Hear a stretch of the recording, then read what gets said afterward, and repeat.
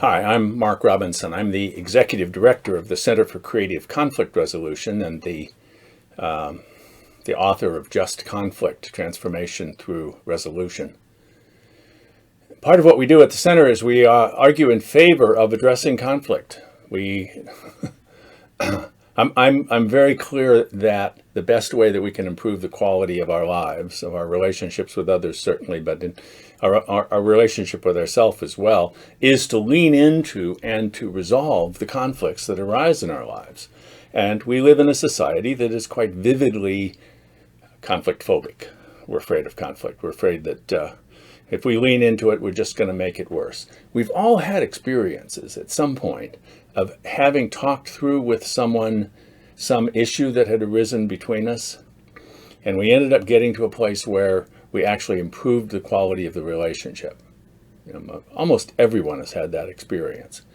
Nevertheless, when a conflict arises, we don't think to ourselves, oh, good, what a wonderful opportunity to improve our relationship.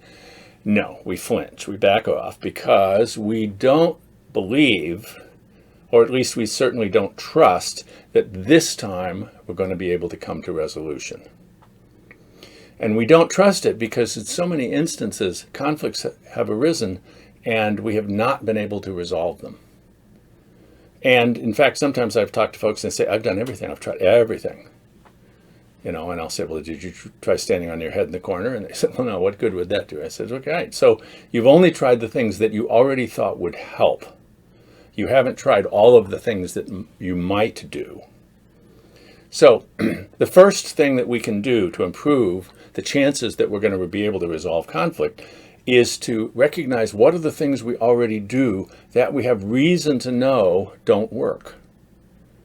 We all get taught by the lives we live, by the families we've been in, by the by the movies we've seen. We've said, okay, here's how you resolve a conflict. We've been taught certain things, which under certain circumstances actually do work to resolve conflict, but they don't always work. And when we try to use a strategy in a situation where it's not going to work, sure enough, it doesn't work.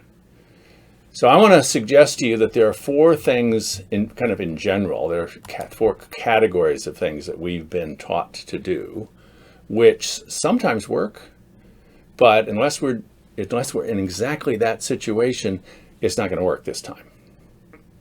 So I want to walk you through the four things that don't work that we all do. We all do these. I mean, as you're hearing me talk about this, think about, oh yeah, I do that. But think about the times when you do this. We all do this. I do these, right? I know better, but I still do them, right? So it's best when I recognize, oh, I'm trying this and that one's not going to work.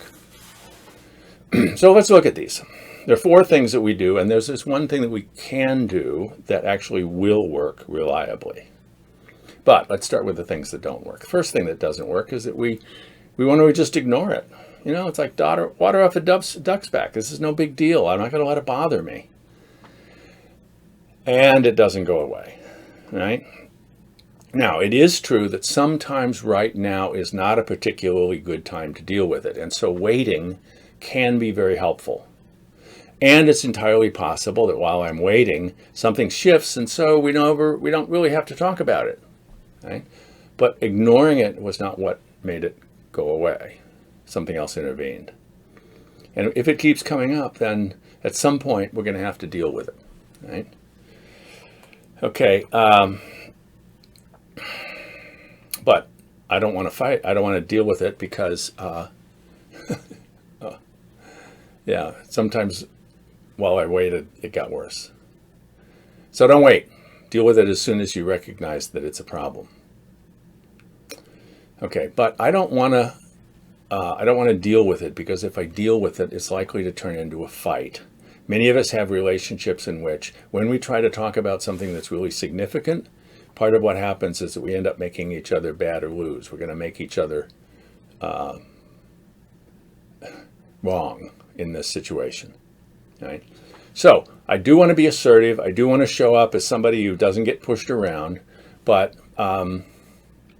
fighting about it can be really problematic. Now, there are circumstances when fighting is exactly what we do. That's what we do in the sports. That's what we do in many aspects of the law. Certainly what we do in politics. You You win by making your opponent lose. So in certain venues, that's exactly what we are to do, which is we make the other person lose, right? But when we act in ways that others experience as trying to make them lose, we may not even intentionally be trying to make them lose, but if what I'm doing is making you think I'm trying to make you lose, you're going to respond to me by trying to make me lose. We get defensive, we fight back, best defense is a good offense, so we will fight. And sure enough, we both lose. You know what these Chinese finger puzzles were in there. Trying to get that. So we can shred the finger puzzle, but we don't actually resolve the conflict that way. What we do is we create a situation in which both of us lose. So fighting about it, except in these particular circumstances, is not a very helpful thing to do. And catching ourselves when we're fighting, if we notice that we persistently get into fights, particularly in a particular relationship, then what you want to do is begin to initiate what I call a timeout. And you can see in the School for Living site at learn.justconflict.com, you can see the resource for learning how to take a timeout. It's a very effective strategy if you can use it well. So we don't want to ignore it. Ignoring it isn't going to make it go away. Fighting about it just makes us both lose. But, you know, there's this thing you do that if you did it differently, it would really be better for you. So I'm just going to try to help you be able to live a better life by letting you know what some options are for you. Right? And under certain circumstances, we in fact do have the authority to tell other people what to do. In fact, we get hired to tell other people what to do under certain circumstances. And certainly when our kids are really young, they need to be told what to do because they don't know what to do. But they get to be teenagers, and then they start to say, hey, you're not the boss of me. So when we are trying to get somebody to change and they haven't given us the authority to tell them what to do, then what's going to happen is that that's going to engender resistance. They're going to say, whoa, wait a minute. And they'll dig in their heels. Certainly, I know it's true for me. Even if I'm wanting to do something that somebody else wants me to do, if they're telling me that I have to do it, I'm going to say, no. And you know, there's this interesting thing that happens. If I'm trying to get you to change and you want to make me lose, all you have to do is continue to do what you're already doing, which you already know how to do easily. So controlling other people when we don't have the authority to tell them what to do is a kind of fool's errand. They're only going to feel like we're blaming them, we're shaming them. And shame and blame are kind of cousins. Blame says, it's your fault, you have to fix it. Shame says you're bad and there's nothing you can do about it. But either way, we end up kind of feeling stuck here because we're trying to control something that we cannot control. This is huge. We do it all the time. You know, when I ask folks, are you good at getting other people, are you good at getting other people what you want them to do?